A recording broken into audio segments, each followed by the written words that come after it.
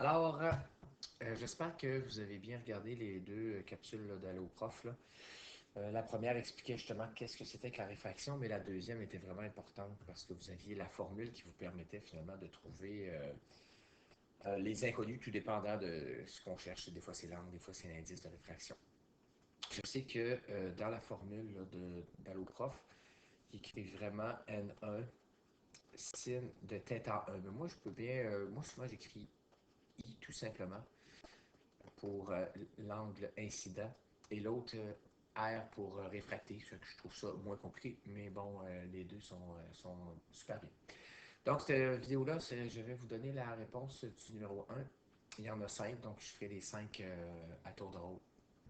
Donc, le premier, c'est marqué un rayon lumineux passe d'un certain milieu. Donc, on ne sait pas. Notre premier milieu, on n'en a aucune idée, N1. Et on s'en va vers l'air.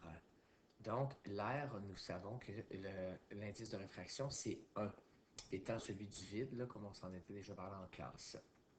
On te dit si l'indice de réfraction de ce milieu est de 1,90. Donc, on part d'un milieu avec un indice de réfraction plus haut, ce qui est tout à fait normal, parce qu'on ne peut pas avoir un indice de réfraction plus petit que 1, parce que l'air, ou le vide, si vous préférez, c'est la substance où la lumière voyage le plus rapidement.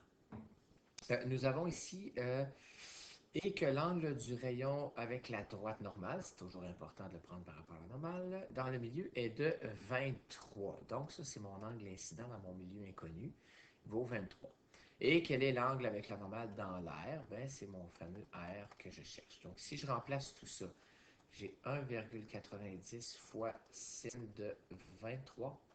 C'est égal à mon deuxième indice qui est tout simplement 1 fois sin de R. Et là, je vous préviens, quand vous travaillez avec des rapports trigonométriques sin, cos ou tan, ici ce sera toujours sin pour la réfraction, vérifiez que votre calculatrice est vraiment en degrés. Donc si je fais 1,9 fois sin de 23, j'obtiens quelque chose dans les alentours de 0,742, etc. Bien sûr, le petit 1 ne change absolument rien ici. Je n'ai pas besoin de diviser par 1 pour isoler mon R qui est là. Mais si vous voulez, vous pouvez le diviser. Et bien sûr, pour obtenir l'angle, je dois faire sin moins 1 de 0, machin truc. Et j'obtiens un angle ici réfracté de 47,9. Moi, je le garde au dixième parce que c'est 47,90. 93, pardon. Mais vous l'auriez arrondi à 48 et ça aurait été parfait. Si vous n'arrivez pas à 47,9, souvent c'est deux raisons. La première, c'est que votre calculatrice n'est pas en degrés, mais bien en rad, en radian. Vous verrez en ATSM là, que c'est quand même important ces radians-là, mais pas pour nous. Et peut-être l'autre chose, c'est une erreur de pitonnage. Là. Vous devez absolument faire le sin moins 1 de 0,742. Puis petit indice, si vous avez de la difficulté à garder toutes vos décimales, utilisez le bouton ANS qui veut dire Answer. Ce que ça dit finalement à la calculatrice, c'est garde la dernière réponse que je viens de te donner au complet. Donc, lui, il n'enlève pas de décimale, cette calculatrice-là.